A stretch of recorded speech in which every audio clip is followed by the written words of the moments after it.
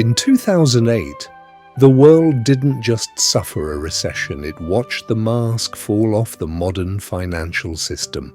Banks collapsed, governments panicked, entire nations went bankrupt, and ordinary people discovered something terrifying. The system that promised stability had been built on debt, speculation, and illusion. But the real shock wasn't the crash itself, it was what came after, because after the markets collapsed, politics collapsed too. Trust disappeared, anger spread, and the world we live in today, Brexit, populism, division, even war in Europe, was born from the ashes of 2008. Tonight, we trace the moment the modern world began to crack. Before we begin, if you enjoy slow cinematic stories about history, power, and the hidden forces shaping our world, then subscribe to the channel and comment below, because tonight's story is about the moment millions of people began to believe exactly that. After the Cold War ended, the West entered an age of confidence. The Soviet Union was gone, democracy had won, global markets expanded across the planet, politicians stopped arguing about ideology, left and right slowly merged into one shared belief. Markets knew best, banks grew larger, regulations weakened, and economists promised that modern finance had made the world safer than ever before. But beneath the calm surface, something dangerous was growing. A fuse had already been lit. In the late 1990s and early 2000s, America became addicted to housing. Home prices exploded upward, families borrowed more money, banks handed out mortgages to almost anyone, even people unlikely to repay their loans. These became known as subprime mortgages. But bankers didn't think this was dangerous because they had invented a system that seemed magical. Instead of keeping risky loans, they bundled thousands of mortgages together and sold them to investors around the world. The risk was no longer concentrated, it was scattered across the global financial system. At least, that was the theory. In August 2005, inside a luxurious gathering of economists and central bankers in Wyoming, an Indian economist named Raghuram Rajan stood before some of the most powerful financial minds on earth. And he asked a dangerous question. Has financial development made the world riskier? He warned that banks were taking insane levels of risk, that the system was fragile, that one shock could trigger catastrophe. Most people ignored him. Some laughed.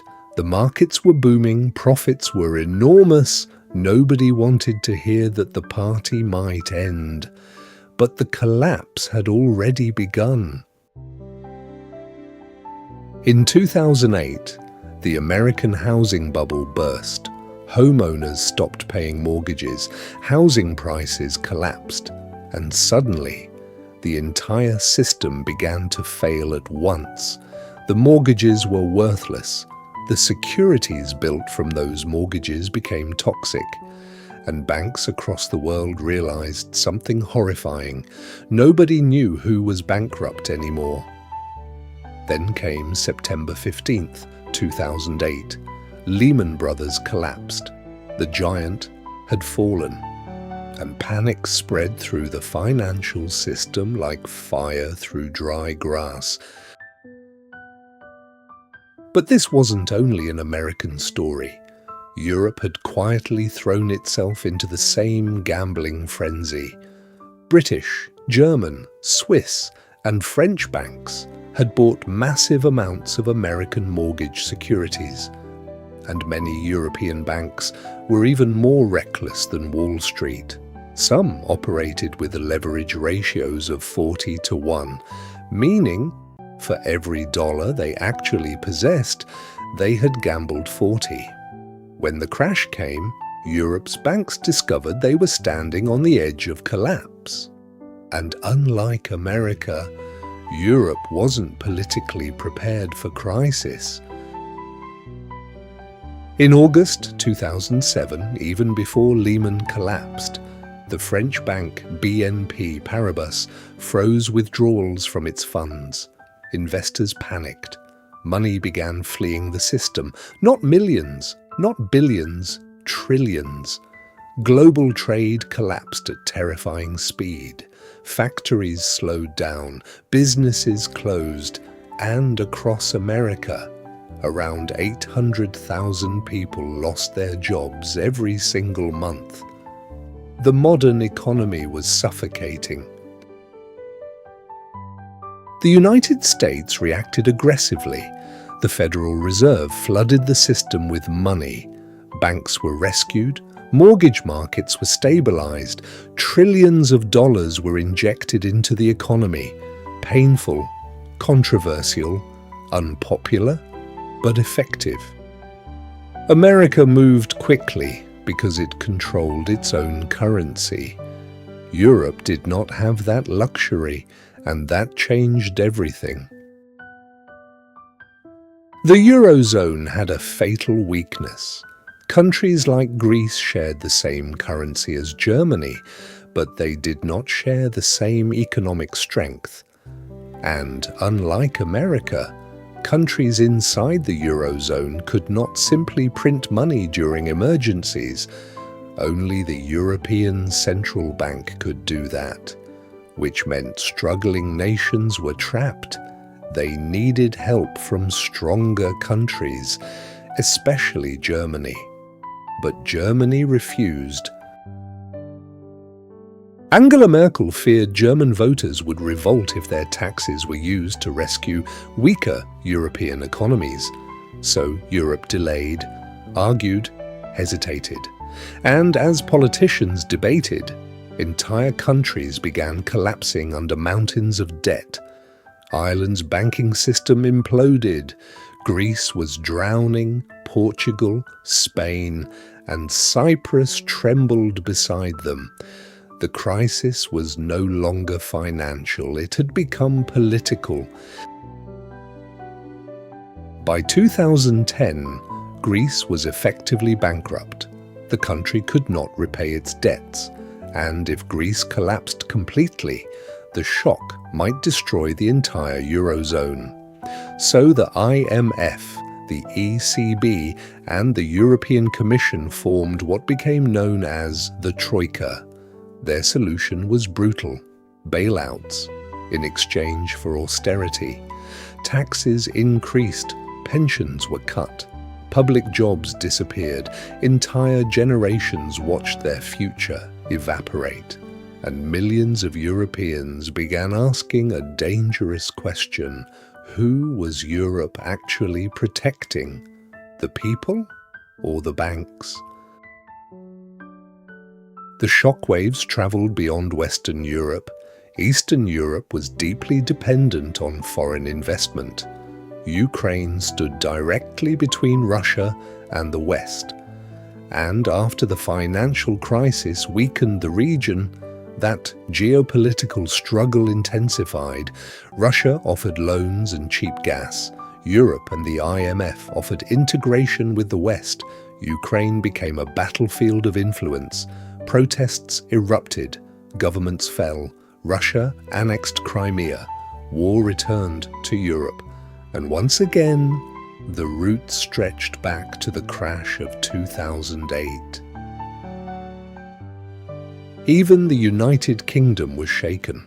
For decades, London had been one of the world's greatest financial capitals, a city built on global banking and offshore finance. But the crash exposed its fragility. Major British banks had to be rescued. Austerity followed. Public anger grew. and many Britons started blaming distant elites in Brussels and London for their suffering. Then came Brexit, a political earthquake born partly from economic frustration. Meanwhile, in America, ordinary people watched Wall Street recover astonishingly fast. Banks received bailouts, executives received bonuses, but millions of families lost homes, savings, and jobs. The message seemed obvious. The powerful played by different rules. Movements exploded across the political spectrum. On the left, Occupy Wall Street. On the right, nationalist populism.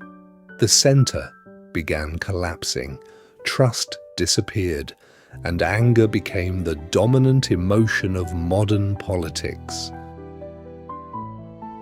By 2016, that anger transformed American politics forever. Bernie Sanders attacked Wall Street and inequality. Donald Trump attacked globalization, elites, and trade. Millions of voters no longer trusted traditional politicians. They wanted disruption, punishment, revenge against the establishment, and the old political order began to crack apart. The crash of 2008 never truly ended. Its consequences simply evolved into debt crises, into political extremism, into Brexit, into distrust, into division. The financial system survived, but something else collapsed instead. Faith. Faith in governments, faith in institutions, faith that the modern world was fair. And perhaps that is the true story of the crisis. Not merely that the economy crashed, but that millions of people realized the people in charge never really understood the system they built. Or worse, they understood it perfectly. And even now, years later, the world is still living in the shadow of 2008. Good night.